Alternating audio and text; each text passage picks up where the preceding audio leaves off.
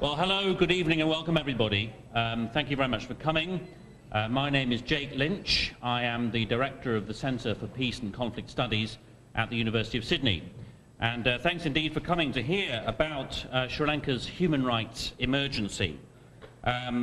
We are going to hear from quite a number of people with some very important things to say about this ongoing emergency, which affects many thousands of people in Sri Lanka. And before we do that, I'm just going to say a few words about the nature of this meeting. People have noticed that we are not explicitly providing for the opportunity to hear from supporters of or spokespersons for the Sri Lankan government at this event. And there's good reason for that. In fact, there are several reasons for that. First of all, it is not always a useful function for a peace centre to perform to set out to stage a debate, especially given the heated nature of the debate which is taking place out there at the moment.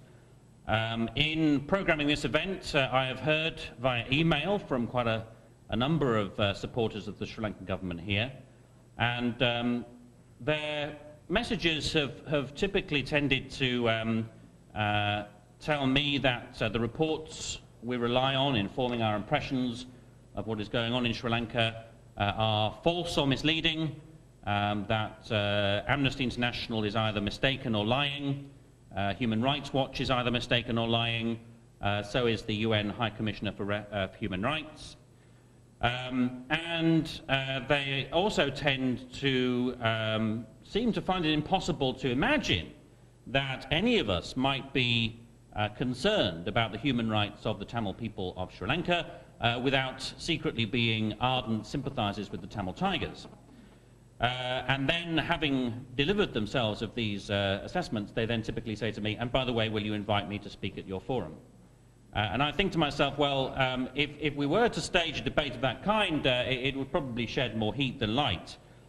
Instead, what we have taken as the job that we can do, with being a very small outfit, very limited resources, is to project further into the public domain testimonies of and narratives for this conflict which have been, up to now, generally speaking, subjugated and suppressed.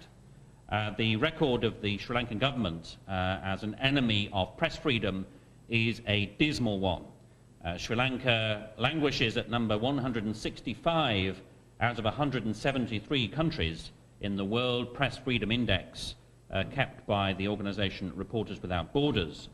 And therefore, it's been very difficult to access real information about what is going on in Sri Lanka, about the predicament facing the thousands of people now held against their will in internal displacement camps, which we'll hear more about.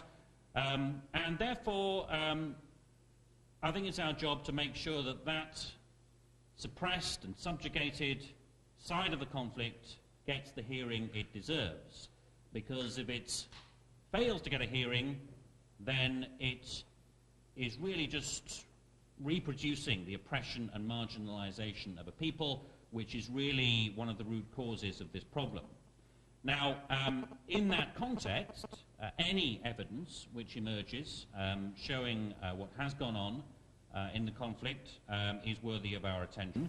Some of you will have seen I wrote my column this morning for the dr.sam Media Service website, sent it out this morning, about the conflict, and in particular about the video that's emerged from this group, Journalists for Democracy in Sri Lanka, which apparently shows cold-blooded executions of Tamils by members of the Sri Lankan Armed Forces. Now, Jonathan Miller, the reporter who covered the story, a very experienced journalist, a former colleague of mine in the media, UK media, he enters, I think, what is the usual and appropriate caveat in these circumstances, that it's not possible to verify independently the provenance of these pictures. It's only possible to say what they appear to show. But nonetheless, I think it's an important piece of journalism. It was done for Channel 4 News in the UK. I think not everybody here certainly has had a chance to see it, So what I'm going to do before I introduce the first speaker is just play you a bit of this, or play you this item from Channel 4 News. Just 3 months after the Sri Lankan government declared the country liberated from the Tamil Tigers, video footage has emerged apparently showing government troops summarily executing Tamils. Journalists for Democracy in Sri Lanka, which obtained the material, said it was filmed in January, when the international media were prevented by the Sri Lankan government from covering the conflict zone. Tonight, the Sri Lankan High Commission denied the government had carried out atrocities against the Tamil community. The Sri Lankan government launched a large-scale military offensive in January, capturing the Tamil Tiger-held town of Kilinochchi. The army then steadily pushed the rebels into a small area of the northeast. Please be warned, there are extremely disturbing scenes in this report from our Foreign Affairs correspondent, Jonathan Miller. Lanka's Sinhalese majority, the end of 26 years of war was something to celebrate. The rebel Tamil Tiger army vanquished. It had been a brutal war, upwards of 80,000 dead, soldiers and civilians, Sinhalese and Tamil, traumatized and brutalized by what they'd all been through. By January this year, government forces were closing in on a shrinking conflict zone. Unknown thousands of Tamil civilians were being killed, but independent journalists and observers were prevented from getting anywhere close. There were rumors that terrible things were happening, but this was a war without witnesses. Or at least we thought so. One soldier, we now know, had a mobile phone, and today, 8 months on, his footage has emerged. A naked man, blindfolded and bound, his last human contact, a kick in the head. It's like he jumped, a soldier laughs. His Sinhalese accent, country boy, his tone casual, like this was a game. As further gunshots ring out, the camera pans to reveal other bound bodies, 8 in total, and all but one naked. There is no indication of the ethnicity of the dead men, but the group which obtained the pictures claim the victims are Tamils. The killers are speaking Sinhala. They are wearing what appear to be Sri Lankan army uniforms. It's impossible to independently verify the authenticity of the pictures of this bloodbath.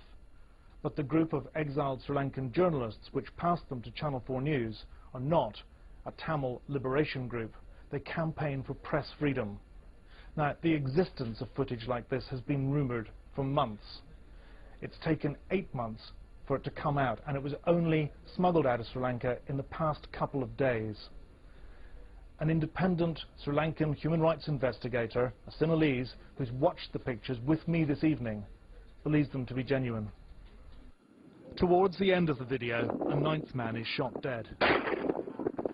Extrajudicial killings by government soldiers and paramilitaries have been documented in Sri Lanka for years, but there's never been evidence like this. 280,000 Tamils remain incarcerated in camps for displaced people. The government says it needs to screen the civilian population for suspected Tamil Tiger militants.